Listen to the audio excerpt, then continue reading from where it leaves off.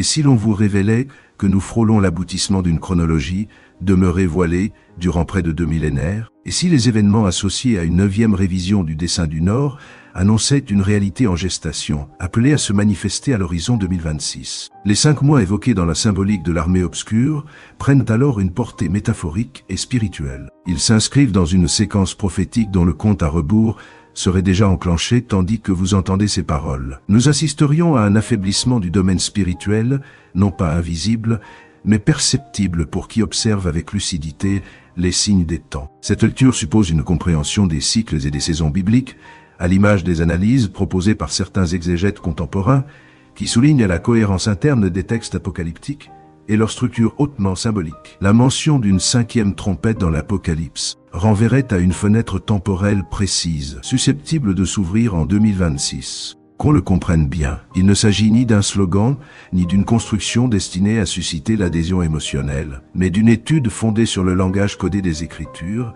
et sur la vision détaillée rapportée par Jean lors de son exil sur l'île de Patmos. Les figures décrites étoiles tombant du ciel, puissance autrefois retenue puis relâchée, rappellent les images apocalyptiques traditionnelles liées au jugement et à la libération de forces spirituelles. Certains théologiens y voient une représentation symbolique du mal systémique plutôt qu'une simple catastrophe physique. Le passage évoquant des hommes cherchant la mort sans la trouver illustre une souffrance extrême, interprétée par plusieurs commentateurs comme une crise morale et existentielle autant que matérielle. Toutefois, l'Apocalypse ne serait pas une succession d'événements arbitraires.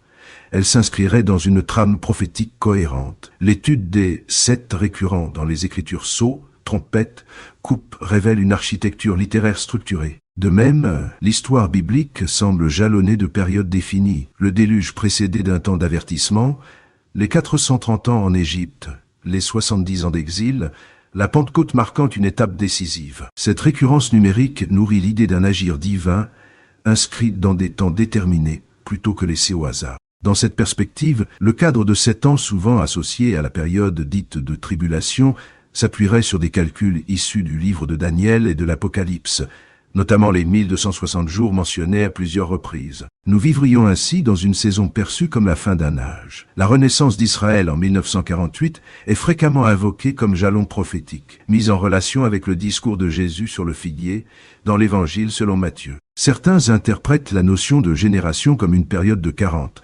70 ou 80 ans, ouvrant différentes hypothèses chronologiques. Il convient néanmoins d'adopter une approche prudente.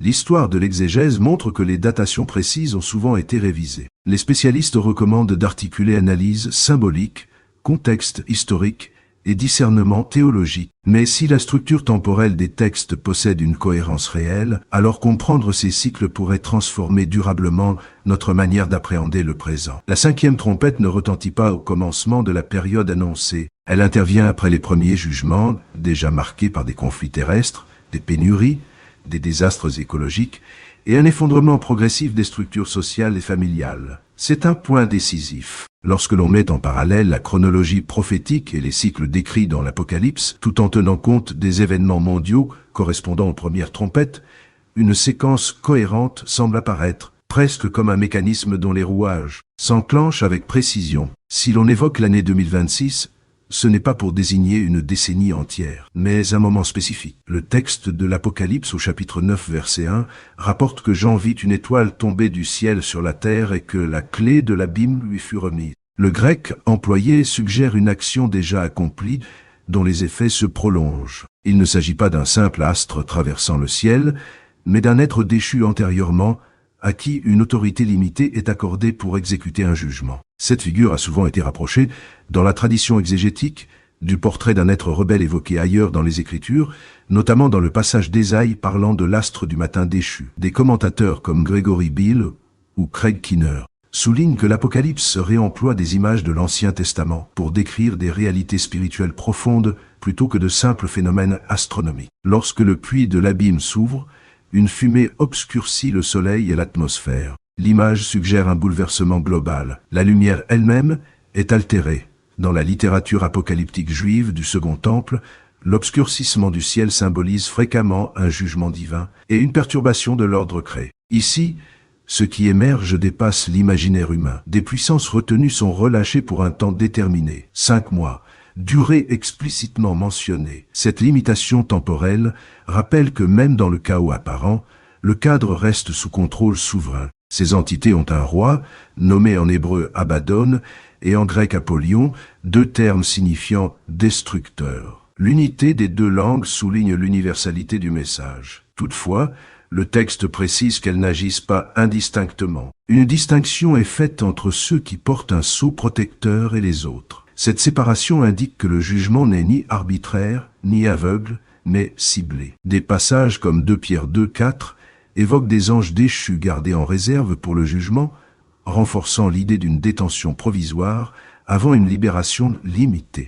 L'ouverture de l'abîme correspondrait alors à un moment précis du plan divin. Plusieurs théologiens rappellent néanmoins la nécessité d'une lecture équilibrée. L'Apocalypse combine symbolisme, contexte historique du 1er siècle et perspective eschatologique. Les interprétations strictement chronologiques ont souvent suscité des spéculations révisées par le temps. Reste l'essentiel, le message n'est pas destiné à nourrir la peur, mais à éveiller à la vigilance et à l'espérance. La symbolique apocalyptique vise autant la transformation intérieure que l'annonce d'événements futurs. Comprendre l'identité de l'étoile et la nature de l'autorité qui lui est accordée invite à réfléchir au thème biblique récurrent de la rébellion et de ses conséquences, depuis le jardin d'Éden jusqu'à la vision finale de Jean.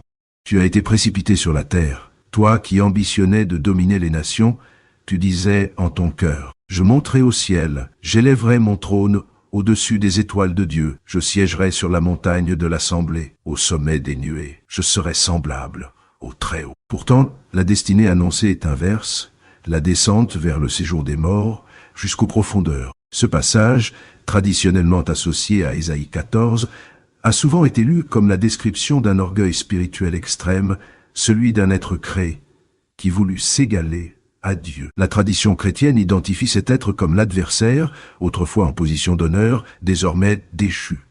Des théologiens rappellent qu'Ézéchiel 28 évoque aussi une figure décrite comme parfaite à l'origine, mais corrompue par la fierté. Jésus lui-même déclare avoir vu Satan tomber du ciel comme l'éclair, Luc 18, image d'une chute soudaine et irréversible. Qu'il s'agisse d'un langage symbolique ou du souvenir d'un événement réel dans la perspective spirituelle, le thème central demeure la rébellion contre l'autorité divine conduite à l'abaissement. Ce qui rend la scène de l'Apocalypse saisissante, c'est que cet ennemi, bien qu'opposé à Dieu, demeure sous sa souveraineté. Durant la période dite de tribulation, une autorité limitée lui est accordée pour exécuter un jugement. Comme le soulignent plusieurs commentateurs de l'Apocalypse, notamment dans les travaux de Gregory Beale ou de Grant Osborne, le mal n'agit jamais indépendamment. Il opère dans des frontières fixées. La Genèse 6:1-4 évoque un épisode mystérieux précédant le déluge, où des fils de Dieu s'unirent aux filles des hommes.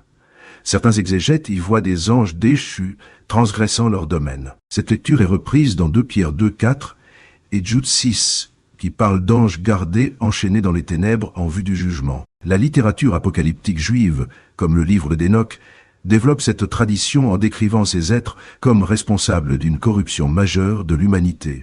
Sans adopter nécessairement tous ces détails, on observe une cohérence thématique, transgression, emprisonnement, jugement différé. Dans cette perspective, la 5e trompette correspondrait à l'ouverture temporaire de cet abîme. Il ne s'agirait pas de démons errants, mais de puissances retenues pour un moment précis. Leur action est limitée à 5 mois détails qui soulignent le caractère mesuré du jugement. Le texte précise également qu'ils ne peuvent atteindre ceux qui portent le sceau divin, établissant une distinction nette entre protection et exposition. La description des créatures dans Apocalypse 9 est frappante, apparence de chevaux prêts au combat, couronne semblable à de l'or, visage humain, cheveux comme ceux des femmes, dents de lion, cuirasse, bruit d'ailes comparable au fracas d'armée, dards semblables à ceux des scorpions. Les spécialistes du genre apocalyptique rappellent que Jean utilise des comparaisons successives pour traduire en langage humain une réalité dépassant l'expérience ordinaire. Les couronnes suggèrent une autorité concédée. Les visages humains évoquent intelligence et intention. Le bruit assourdissant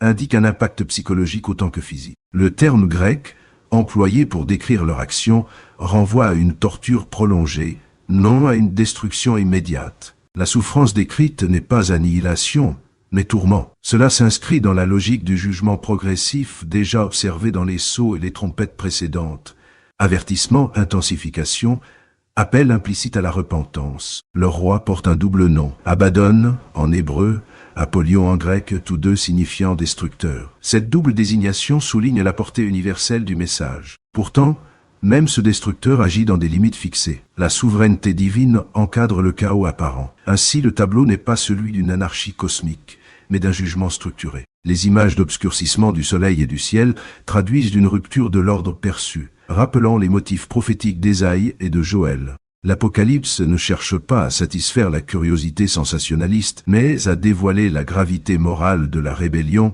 et la réalité d'une justice différée. Comprendre ces textes exige prudence herméneutique, attention au contexte historique et reconnaissance du langage symbolique, sans pour autant évacuer la dimension spirituelle que l'auteur entend communiquer. Le texte juif ancien, auquel fait écho l'épître de Jude, dans le Nouveau Testament, approfondit la question de ces êtres évoqués dans l'Apocalypse. Il parle d'anges qui n'ont pas conservé leur position initiale et qui furent liés en attente du jugement. Cette tradition, déjà présente dans certains écrits intertestamentaires, comme le livre d'Enoch, décrit des veilleurs descendus avant le déluge, ayant contribué à la corruption de l'humanité. Il ne s'agirait pas de démons ordinaires, mais d'anges puissants, autrefois participant à l'ordre céleste, désormais associés à une rébellion d'ampleur cosmique. Leur emprisonnement souligne la gravité de leur faute. Leur éventuelle libération, lors de la 5e trompette d'Apocalypse 9, marque un moment précis du plan divin. Un détail essentiel mérite attention. Ces entités reçoivent l'ordre de ne pas nuire à la végétation, ni herbe, ni arbre, ni culture. Contrairement au jugement précédent qui frappait la nature, celui-ci vise des personnes spécifiques. La cible n'est pas l'écosystème, mais l'humanité, plus précisément ceux qui ne portent pas le sceau de Dieu. Cette distinction établit deux catégories, ceux qui demeurent sous protection divine et ceux qui ont rejeté cette protection. L'Apocalypse introduit ici un critère spirituel décisif. Le texte précise que ces êtres ont un roi, nommé en hébreu Abaddon et en grec Apollyon, signifiant destructeur. Plusieurs exégètes notent que ce nom désigne davantage une fonction qu'un simple titre personnel, celui qui conduit l'action destructrice dans les limites autorisées. Car même dans ce scénario dramatique, l'autorité demeure encadrée, 5 mois, pas davantage. Cette limitation temporelle rappelle que le jugement, aussi sévère soit-il, n'est jamais hors de contrôle. La souffrance décrite dépasse l'expérience ordinaire. Les victimes cherchent la mort sans pouvoir l'atteindre. Le texte insiste. Il leur est interdit de tuer.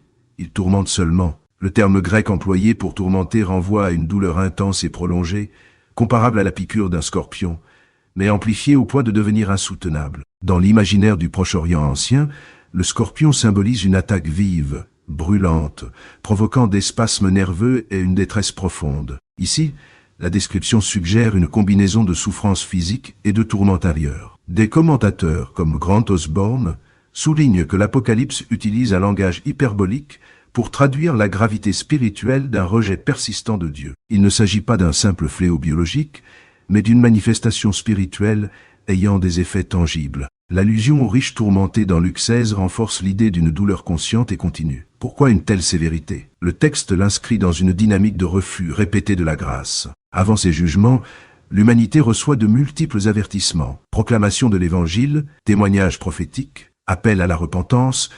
L'Apocalypse évoque les 144 000 issus d'Israël, les 2 témoins à Jérusalem, et même un ange proclamant un message universel. Ces images traduisent l'insistance divine à offrir une possibilité de retour. Pourtant, selon Apocalypse 9, 21, beaucoup persistant dans l'idolâtrie et la rébellion. Paul, en Romains 1, décrit un processus similaire. Lorsque les hommes rejettent la vérité, Dieu les livre à leur propre choix. Cette expression n'indique pas un caprice divin, mais le retrait progressif d'une protection. Le jugement apparaît alors comme la conséquence d'une autonomie revendiquée jusqu'à son terme. Ainsi, la 5e trompette met en scène non un chaos arbitraire, mais l'aboutissement d'un cycle de refus. La protection accordée à certains et l'exposition des autres soulignent la dimension morale du jugement. L'Apocalypse, loin d'être une simple fresque terrifiante, pose une question fondamentale. Que devient une humanité qui repousse systématiquement la grâce offerte? Derrière les images de scorpions et d'abîmes, c'est le thème de la responsabilité spirituelle qui se déploie. Le texte souligne une réalité troublante. Malgré les jugements successifs, le reste des hommes ne renonce pas aux œuvres de leurs mains. Ils persistent dans l'idolâtrie, qu'elles prennent la forme d'images d'or, d'argent, de pierre ou de bois, et continuent de s'adonner au meurtre, aux pratiques occultes, à l'immoralité sexuelle et au vol. Même au cœur des calamités, ils refusent de se repentir. C'est là l'une des tragédies majeures de la période de tribulation. Le jugement n'est pas envoyé d'abord pour anéantir, mais pour provoquer un retour à Dieu. Pourtant, l'orgueil et l'endurcissement du cœur aveuglent beaucoup face à l'unique voie de salut. Cette dynamique rappelle un principe biblique récurrent. Lorsque l'homme s'attache à l'idolâtrie, il finit par ressembler à ce qu'il adore, incapable d'entendre, de voir ou de comprendre. Psaume 115. Des exégètes comme Gregory Bale ont montré que l'idolâtrie dans l'Apocalypse dépasse les statuts physiques. Elle inclut l'allégeance à des systèmes politiques, économiques ou spirituels opposés à Dieu. Cependant, au milieu du jugement, une distinction demeure. Apocalypse 7 évoque les 144 000 serviteurs scellés, issus des tribus d'Israël, marqués du sceau divin. Ce sceau symbolise l'appartenance et la protection. Plus largement, toute personne fidèle au Christ, durant cette période, refusant la marque de la bête, bénéficie d'une sauvegarde spirituelle. L'image rappelle l'Exode. Lorsque les plaies frappaient l'Égypte, le territoire de Goshen, où résidaient les Hébreux, était épargné. La protection divine ne signifie pas absence totale d'épreuves, mais exclusion d'un jugement spécifique. La question devient alors personnelle. Si la cinquième trompette retentissait aujourd'hui, serions-nous protégés ou exposés? L'Apocalypse insiste sur la responsabilité individuelle. Le sceau de Dieu n'est pas automatique. Il correspond à une fidélité assumée. Certains avancent l'année 2026 comme point possible d'entrée dans la seconde moitié de la tribulation. L'argument repose sur une lecture chronologique des cycles bibliques. Sans prétendre fixer le jour du retour du Christ, ce que Jésus déclare inconnu, il s'agit d'observer les cadres prophétiques. Le chiffre 7 structure l'écriture. 7 jours de création, année sabbatique tous les 7 ans, jubilé après 7 cycles de 7 ans, 70 semaines de Daniel, unité de 7. L'Apocalypse elle-même s'organise autour de séries de 7. Sceau, trompette, coupe, la renaissance d'Israël en 1948 est souvent considérée comme un jalon prophétique majeur. Dans Matthieu 24, Jésus évoque le figuier qui bourgeonne comme signe d'une saison nouvelle. Certains interprètent la génération mentionnée comme une période de 70 à 80 ans, selon le psaume 90. En partant de 1948, cela situerait une fenêtre significative entre 2018 et 2028. Nous serions donc, selon cette lecture, dans un intervalle stratégique. Daniel 9 décrit 70 semaines déterminées pour Israël. 69 seraient accomplies jusqu'à la venue du Messie. Une dernière semaine de 7 ans resterait à venir, souvent identifiée à la tribulation. Les 42 mois, ou un 260 jours mentionnés en Apocalypse, 11 et 12, correspondent à la moitié de cette période. La cinquième trompette survient après les premiers jugements. Végétation brûlée, mer frappée, eau douce contaminée, obscurcissement partiel des astres. Ces événements créent un contexte de crise écologique, économique et psychologique mondiale. Certains observateurs relient ces textes à des développements contemporains. Tensions au Moyen-Orient, reconnaissance de Jérusalem comme capitale d'Israël, projet concernant un troisième temple, avancées technologiques rendant plausible un contrôle économique global. D'autres théologiens mettent toutefois en garde contre une lecture trop immédiate des événements actuels. L'histoire chrétienne a connu plusieurs générations convaincues de vivre l'ultime phase. Ainsi, l'approche la plus équilibrée consiste à tenir ensemble vigilance et humilité. Les structures prophétiques suggèrent un déroulement ordonné. Néanmoins, l'interprétation demande prudence. L'essentiel demeure inchangé.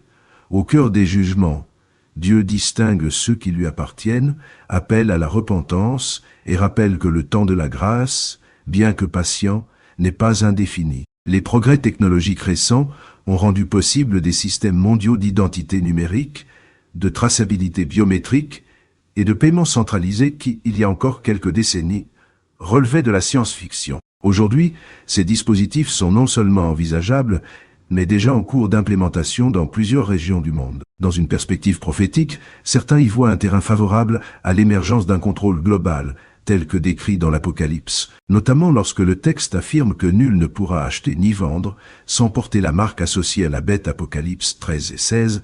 Il ne s'agit pas simplement d'une question technologique, mais d'allégeance. Un système économique lié à une autorité spirituelle et politique. Si la tribulation est comprise comme une période de 7 ans, selon l'interprétation issue de Daniel 9, et si elle devait s'inscrire dans la génération ayant vu la renaissance d'Israël en 1948, alors son point médian, moment où l'Antichrist révélerait pleinement sa nature, pourrait correspondre à une fenêtre autour de 20 262 027. La cinquième trompette s'inscrirait dans cette intensification des jugements. Toutefois, il convient d'être clair. Nul ne connaît le jour ni l'heure du retour du Christ, Matthieu 24. Toute chronologie reste hypothétique et doit être tenue avec humilité. Jésus reprochait aux chefs religieux de savoir interpréter les signes météorologiques sans discerner les signes des temps. L'appel n'est pas à la spéculation obsessionnelle, mais à la vigilance. Observer les tendances mondiales, convergence technologique, centralisation économique, instabilité géopolitique, peut nourrir une réflexion, sans pour autant conduire à des affirmations dogmatiques sur des dates précises. La question devient alors existentielle. Si ces événements survenaient dans notre génération, serions-nous prêts? Face à la perspective d'une période de bouleversement sans précédent, plusieurs réactions sont possibles. Panique, déni, indifférence ou décision réfléchie. Le texte insiste sur une distinction fondamentale entre deux catégories de personnes durant la tribulation. Celle qui porte le sceau de Dieu et celle qui accepte la marque de la bête. Ce sceau n'est pas présenté comme un signe physique visible, mais comme la marque intérieure de l'appartenance à Dieu. L'Épître aux Éphésiens 1,13 parle du croyant scellé par le Saint-Esprit après avoir entendu et cru l'Évangile. Il s'agit d'une réalité spirituelle. Il s'agit d'une réalité spirituelle. La présence de l'Esprit attestant que la personne appartient à Dieu. Selon Romains 10, le salut découle d'une confession sincère et d'une foi authentique en Jésus-Christ, mort et ressuscité. Ce n'est ni un mérite religieux, ni une performance morale, mais une confiance placée en l'œuvre accomplie. Jésus affirme en Jean 10 que personne ne peut arracher ses brebis de sa main. Cette image exprime une sécurité durable, non provisoire. Dans la théologie évangélique classique, cette assurance repose sur la fidélité divine, plutôt que sur la constance humaine. Concernant la tribulation elle-même, certains courants, notamment le prémillénarisme dispensationaliste, enseignent que l'Église sera enlevée avant cette période, s'appuyant sur un Thessaloniciens 4, 16-17, où il est question d'une rencontre avec le Seigneur dans les airs. D'autres traditions chrétiennes interprètent ces passages différemment, voyant davantage un encouragement à la persévérance qu'une chronologie détaillée des événements futurs. Les spécialistes comme Craig Keener ou Nicholas Thomas Wright rappellent que l'Apocalypse fut écrite d'abord pour fortifier des communautés persécutées au 1er siècle. Ainsi, l'enjeu principal n'est pas de décoder chaque innovation technologique comme un signe définitif, mais de comprendre le principe. Un système mondial pourrait un jour exiger une allégeance incompatible avec la fidélité au Christ. La préparation véritable n'est pas technologique, mais spirituelle. Elle consiste à établir dès maintenant son appartenance, à vivre dans la foi et à cultiver une vigilance éclairée, sans peur excessive ni naïveté. Selon une lecture prémillénariste classique, l'enlèvement de l'Église précède la période de tribulation. L'Église comprise comme l'ensemble des croyants authentiques serait retirée avant que ne s'abattent les jugements décrits dans l'Apocalypse. Toutefois, cela ne signifierait pas la fin de toute possibilité de salut durant la tribulation. Le texte biblique évoque encore des occasions de se tourner vers le Christ. Les 144 000 issus des 12 tribus d'Israël proclament l'Évangile. 2 témoins prophétisent à Jérusalem et un ange annonce un message éternel à toutes les nations. Apocalypse 7, 11, 14. Même au cœur du chaos, la grâce demeure offerte. Cependant, accepter cette vérité aura un coût. Apocalypse 20 mentionne ceux qui furent décapités à cause de leur fidélité au témoignage de Jésus et de leur refus d'adorer la bête ou de recevoir sa marque. Ces croyants de la tribulation incarnent une loyauté radicale dans un contexte d'oppression extrême. Des théologiens comme John Walvoord soulignent que cette période révélera à la fois la profondeur de la rébellion humaine et la puissance d'une foi persévérante. C'est pourquoi l'appel pressant est dirigé vers le présent. Aujourd'hui est le jour du salut. 2 Corinthiens 6, 2. Remettre sa vie à Christ. Remettre sa vie à Christ n'est pas une décision à reporter. Le salut, selon le Nouveau Testament, ne repose ni sur l'accumulation d'œuvres religieuses, ni sur une réforme morale progressive, mais sur une confiance sincère en l'œuvre accomplie de Jésus, sa mort expiatoire et sa résurrection. Romains 10 enseigne que la confession de foi et la conviction du cœur marquent l'entrée dans cette relation. Au moment du salut, plusieurs réalités spirituelles s'opèrent. le pardon des péchés passés, présents et futurs, fondé sur le sacrifice du Christ, 1 Jean 1:7. L'inscription symbolique du nom dans le livre de vie. L'adoption dans la famille de Dieu et le don du Saint-Esprit comme sceau d'appartenance, Éphésiens 1:13. L'apôtre Paul décrit le croyant comme une nouvelle création, 2 Corinthiens 5:17. L'identité ancienne cède la place à une nature renouvelée. Romains 8 affirme que l'Esprit qui a ressuscité Jésus habite désormais en lui, lui communiquant vie et puissance. Le salut n'est pas seulement une assurance contre le jugement futur. Il inaugure une relation vivante avec Dieu. Les théologiens contemporains, comme Nicholas Thomas Wright, rappellent que la vie éternelle ne commence pas après la mort, mais dès maintenant. C'est la participation à la vie même de Dieu. Marcher avec Christ transforme progressivement les pensées, les priorités et le sens de l'existence. Dans la perspective dispensationaliste, l'enlèvement décrit en 1 Thessaloniciens 4:16-17 marque la rencontre des croyants avec le Seigneur dans les airs. D'autres traditions chrétiennes interprètent ce passage différemment, mais toutes s'accordent sur l'espérance ultime, la victoire du Christ et l'établissement de son règne. L'Apocalypse évoque les noces de l'agneau et le règne millénaire, image de communion et de restauration. Ainsi, la question demeure personnelle et urgente. Appartiens-tu à Christ? Le salut est présenté comme une démarche simple, mais profonde reconnaissance du péché. Foi en Jésus, comme Sauveur et Seigneur, abandon confiant à sa grâce.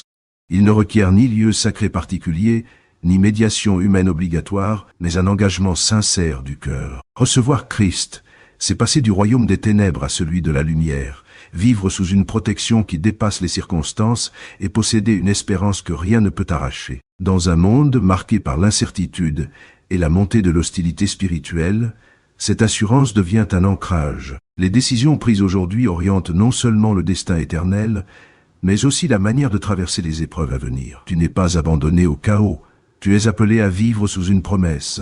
Jésus déclare dans Luc 21:28 que lorsque ces événements commencent à se produire, il faut se redresser et lever la tête, car la rédemption approche. L'invitation n'est pas à la panique, mais à la vigilance confiante. Face au bouleversement annoncé, le croyant est exhorté à fixer son regard sur Christ, à demeurer enraciné dans la parole et à persévérer sans céder à la peur. L'Apocalypse 3:10 contient une promesse adressée à l'Église fidèle, être gardé de l'heure de l'épreuve qui doit venir sur le monde entier. Selon une lecture prémillénariste, cette parole suggère une protection particulière avant la phase la plus intense des jugements. D'autres interprétations y voient une préservation spirituelle au cœur même des épreuves.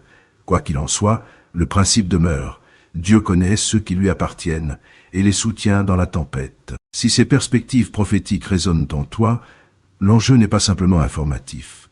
Comprendre les temps doit conduire à une transformation intérieure. La Bible associe toujours la connaissance des événements futurs à un appel à la sainteté et à la persévérance. 2 Pierre 3. Il ne s'agit pas d'accumuler des scénarios, mais de cultiver une foi solide. Le message insiste, ne rejette pas l'appel. Si tu n'as pas encore placé ta confiance en Christ, c'est aujourd'hui que se présente l'opportunité. Le salut n'est pas une formule magique ni une émotion passagère.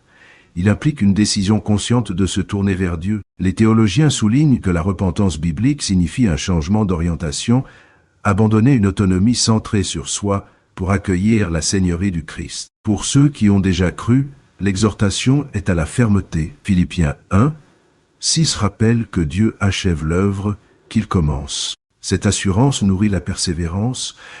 La fidélité divine précède et soutient la fidélité humaine. Dans les périodes d'incertitude mondiale, cette conviction devient un ancrage. La perspective d'un moment critique, parfois situé autour de 2026, dans certaines lectures chronologiques, ne doit pas être utilisée pour alimenter la peur, mais pour encourager la préparation spirituelle. L'horloge prophétique, quelle que soit son interprétation précise, rappelle que l'histoire avance vers un accomplissement. Lorsque la trompette sonnera, la question essentielle sera celle de l'appartenance. Seras-tu trouvé en Christ?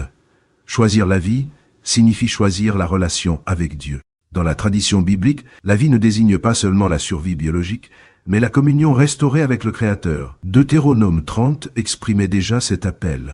Placer devant l'homme la vie et la mort et l'inviter à choisir. Ce thème traverse toute l'Écriture. Ainsi, reste éveillé, fortifie ta foi, nourris-toi de la parole, Prie avec constance et marche dans l'espérance. La promesse n'est pas que l'épreuve n'existera pas, mais que la rédemption s'approche. Lever les yeux, c'est affirmer que l'histoire n'est pas livrée au hasard. Celui qui a commencé son œuvre la mènera à son terme, et ceux qui lui appartiennent traverseront les événements avec une assurance qui dépasse les circonstances.